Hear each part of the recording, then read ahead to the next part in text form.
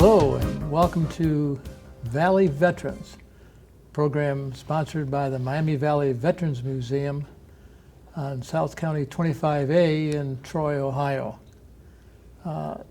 Program Valley Veterans is supporting our mission that veterans will never be forgotten. We have the stories of countless veterans of many wars and many experiences as they've lived through these different times throughout the past century and even into today.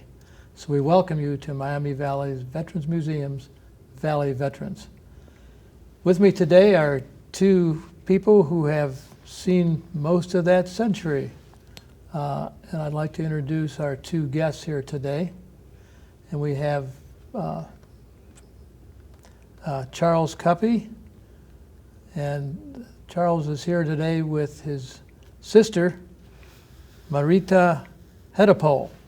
Did I get it right that time? You got it. Okay, very good. Been working on pronunciations for several days. You both have quite the story. You've lived through a century of timing, and you've seen the good and the bad and the ugly. I guess maybe that's the way to present it. Mareta with the Red Cross all these years, still associated with the Red Cross. And Charles, again, the time since Korea. And both of you can reflect also on family members as people that were in the war in World War II. And if we occasionally dip into some treasured stories of times past, we'd like to hear those stories. We really would. So welcome again today. Thank you. Mareta, I'd like to start out with you there. And you're well known for the Red Cross. And we could almost have a banner over your head that says Red Cross. Tell us when you started and what you feel like is your greatest accomplishment. Well, I started when I was 10 years old as a Girl Scout. My brother was a Boy Scout. And we had a little red wagon, and on weekends we would go to the wealthier parts of Pittsburgh and collect fat in tin cans for the war effort. So that was the beginning of my starting with the Red Cross. And then as we did other things, we were allowed to work in the hospital and fill little glycine bags of sugar and put them on the trays for the patients, because that helped out the staff in the hospitals for them. Then as I went on, I took the Red Cross courses, and when I was in college, I taught the one engineering class, first aid. And then I went on into nursing, and then we would help at the time when you were getting membership into the Red Cross. So we would go around and collect that. And then during the war there, we helped sell the stamps and bonds for the war effort. And then after I was in nursing, we still taught classes for them, and very often through the rest of my growing up, I did different things for the Red Cross. And then when we had moved to Troy, I joined the Bloodmobile. And so I'm also a Red Cross nurse since 1969. And we would work at the Bloodmobiles in the Red Cross. Let me step back just a bit. You made reference to the war and after the war and so forth. And I know multiple generations of us have to think, okay, what war is that? You know, World War I was going to be the war that ended all wars, the Great War. Well, Yes. that didn't happen. So now when we say in the war, we typically think of World War II, although others may think of the Cold War. Some others may actually get to the time that we're in at this present time. So give us a little orientation there to the time that you served with the Red Cross relative to which war? It was probably when the Second World War started. Because I can remember I was hearing it on the radio, and Pearl Harbor?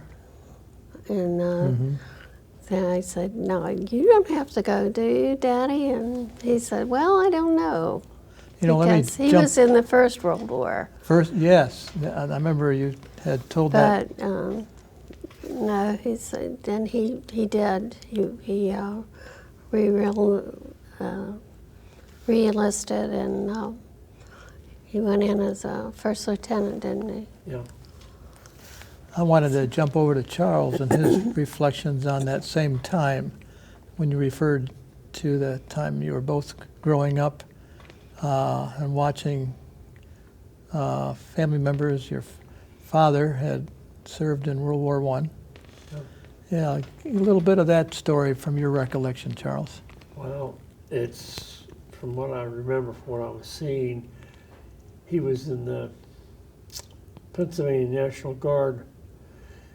He was a map maker, cartographer, and went to Paris, France in 1918. There was no fighting in that particular area.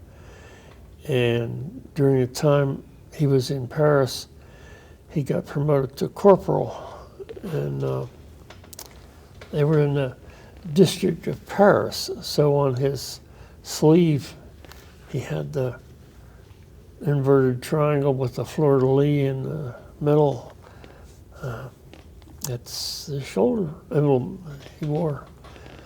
Between the First and Second Wars, he worked his way up through the non-com ranks, second lieutenant and first lieutenant, all map making related courses and so forth, and was in active duty when the war started. He was working at Wright Field in the cartography map making area, and So that would have been Army Air Corps, what they called it back then? well, first as a civilian, and then they called him up to active duty. He was overage in grade, so he knew he wasn't getting a promotion anytime soon. But he was switched from Signal Corps, which is cartography, to Army Air Force, which is what they called it at that time. And he was at Wright Field for some period of time. I don't remember the dates. But he moved several different posts after that. So you've got, both of you have, in your blood, let's say it, put it that way. Military, serve your country. Mareta's come up with a picture of our great-grandfather who was in the Ohio National Guard. Oh, there you go. There you go. So, a lot of history there. It's gone back through time. But that World War II experience, we were on a trip from Pittsburgh to San Antonio. Dad was assigned to Fort Sam Houston in San Antonio. So we got to go down and visit there. I don't remember them using the word hurricane, but One day, the uniform of the day was khakis, helmet liner, and poncho. Many of the buildings down there had these semicircular red tile roofs. The tiles were flying. Oh my, oh my. Helmet liners Helmet liners. and ponchos. The next day, quiet, trees down, it's a roofing tile all over the place. Life goes on. Yeah, it does.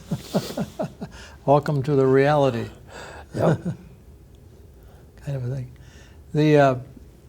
So while we're reflecting back on times past and so forth, and both of you have incredible stories to tell.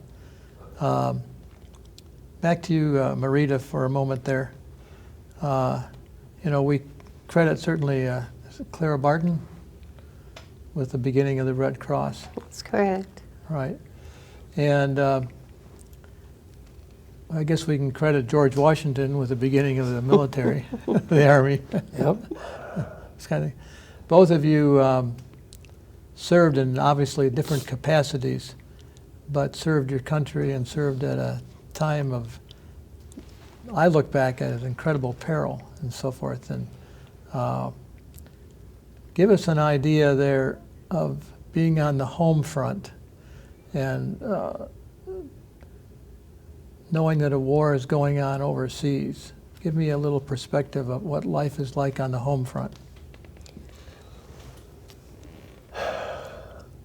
Saturday morning, we would walk about a mile to East Liberty to a butcher shop.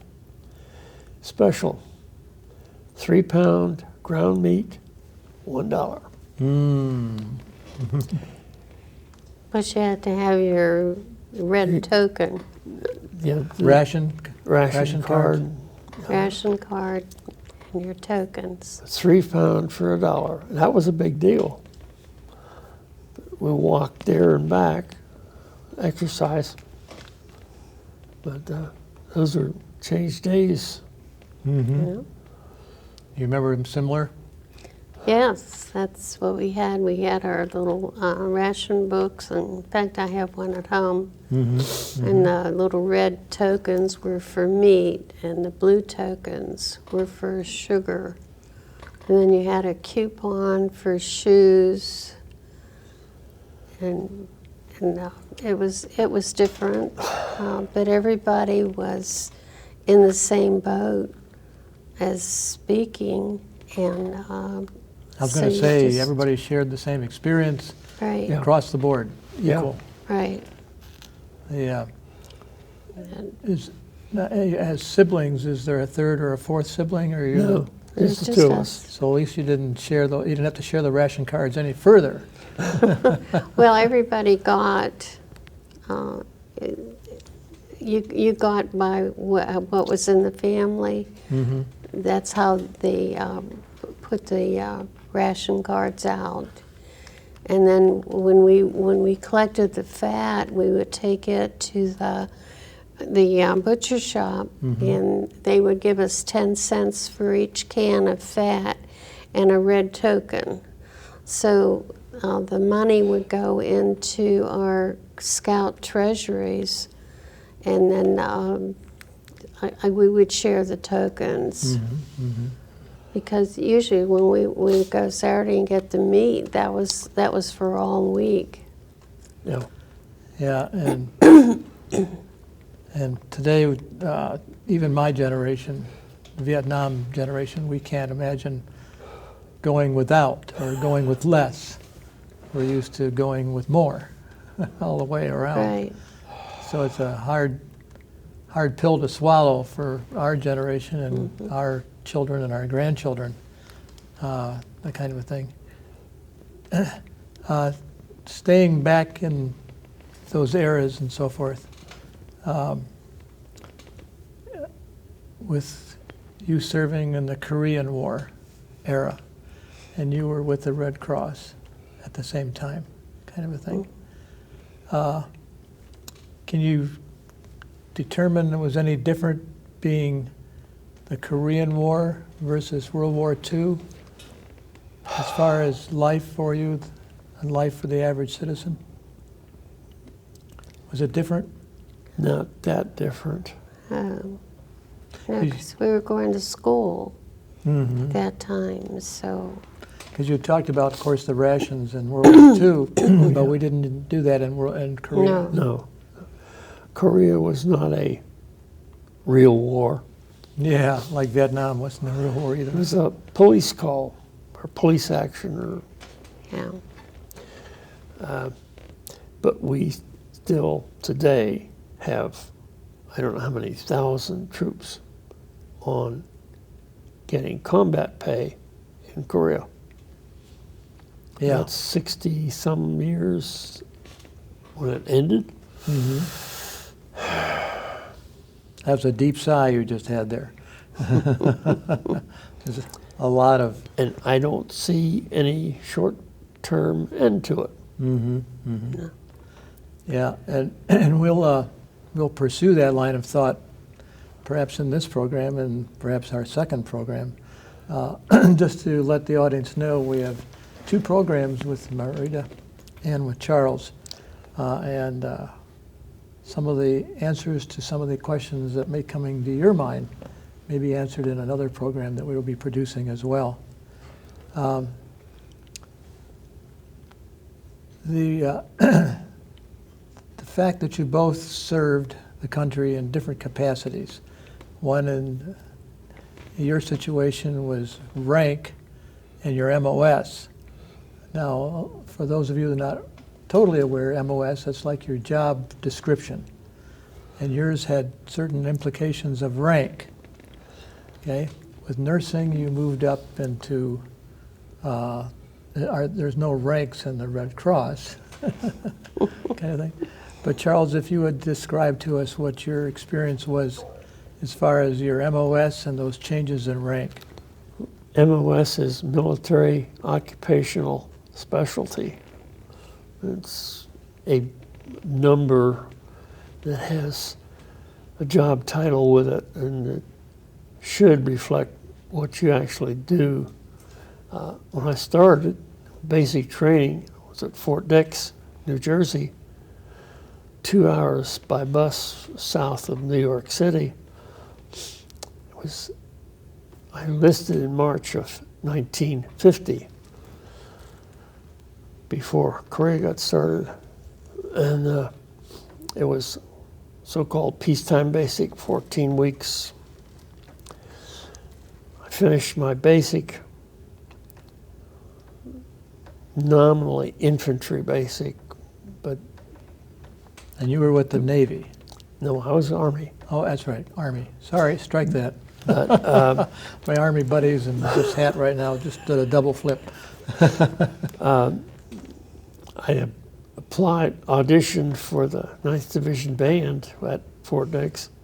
I was accepted. I got my 10-day furlough. And sometime between that start of that furlough and the time I got back, the North Koreans, with the assistance of the Chinese, started their expedition down south. But since I was accepted into the band, I went to the band training unit. I didn't get slow to China.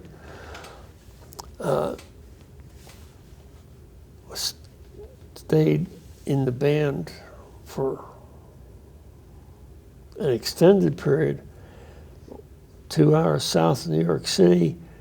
The draft was on with all these professional musicians. Music is a hobby for me. It's a business for them. So I found a job in the supply room. I was a supply clerk to help out the sergeant. Just before we leave the band, and I may have missed it, pardon me if I did, but what instrument did you play? French horn. The French horn. Yeah. Not an easy instrument to learn nor to play. Has its own challenges. Every instrument has different skills and peculiarities. Right. But Yeah, I thought I was doing pretty good. You still have a French horn? No. But I'm sure you admire those that play them well. Oh my. Oh, why? Yeah. Now I'll take you back to your next supply clerk. Well, I was there till the summer of 1952. The captain came and said, "You haven't been to Korea yet, have you?" "No, sir." I was on my way. Yeah. But this is February 52. My enlistment was over in March of 53. Of course, everybody that enlisted was extended for an indefinite period. I wound up being extended for 12 days, which wasn't too bad. But got shipped out to Washington State, took the boat to Japan. Tokyo, Yokohama, Camp Drake was a former Japanese Army training center. And I was there for a week, 2 weeks. Supply clerk, I worked in the supplier. Right.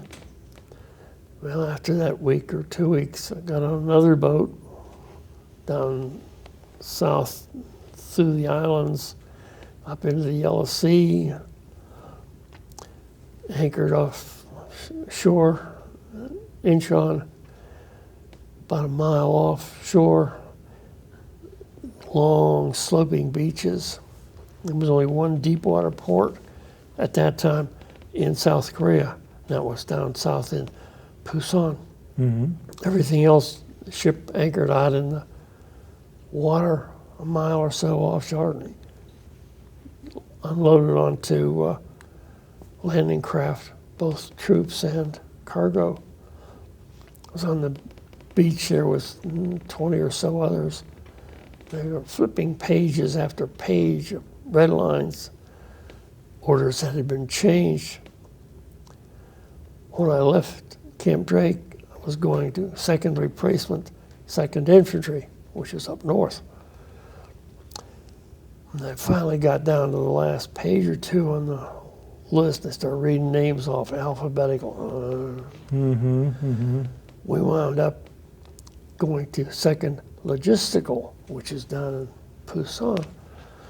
So went in, had something to eat, sat around for a couple, 3 hours, then we got on a train, night flyer, from the railhead up near Incheon down to Busan, and got down to the company I was assigned to, and we don't need a supply clerk, we need a personnel clerk. Change So, again. It was not that much different, but I was start out in an office building up on the 2nd floor in what I would guess would be downtown Busan. I don't know where it is now, but we were there for several months. They were building a new PAC area, PAAC, Busan Area Assembly Command. And well, we started out staying in tropical huts, what they had available. Had blankets in the window, keep some of the cold out. Oh my. We got to the PAC area, they had concrete pads for the Quonset huts. We put blankets in the windows to keep the cold out. But we had space heaters inside. There were concrete walkways between the buildings. As long as you stayed on the concrete, you were good. You got off the concrete, you were in the mud. Lots of it. But it was a relatively quiet. We didn't have, the fighting was all up north. But this point in time, I was 52, 53. But it got cold. I was corporal, and I was a corporal of the guard one night, 2 below zero. Oh my. Oh We my. had M1 carbines, that's the little shell, 3 rounds in the magazine. The privates and PFCs were on the ones walking the guard posts. One time, the shift to the next troop, they cleared the weapon and handed the ammo to the next guy. Well, some were so cold, they just ejected the shell and it landed in the snow. Charles, I'm going to interrupt you in your story, and we're going to continue that in our second program. So those of you that have been watching, we ask you to stay tuned, follow our sequence of programs here. And it's kind of like a to be continued. So Charles will continue his story. We'll be back with Mareta as well to share more in her experience with the Red Cross. And there's even another family member who obviously cannot be here with us today, who flew an Avenger back in World War II. So there's a story there. This is a military family, a serving family, and I think I want to stress that the most. So we do invite you back for the, as Paul Harvey would say, the rest of the story. And that's both from the Korean perspective of Charles and from the Red Cross perspective of Mareta. This again is Miami Valley Veterans Museum sponsorship of Valley Veterans. This program seen on local public access, YouTube, and other local access programming. We invite you to be one of our guests when we return to the brother and sister team here and to share their stories again of their time in the military. Again, thank you very much for joining us on our Valley Veterans by Miami Valley Veterans Museum, located 2245 South County Road 25A in Troy, Ohio. Thank you.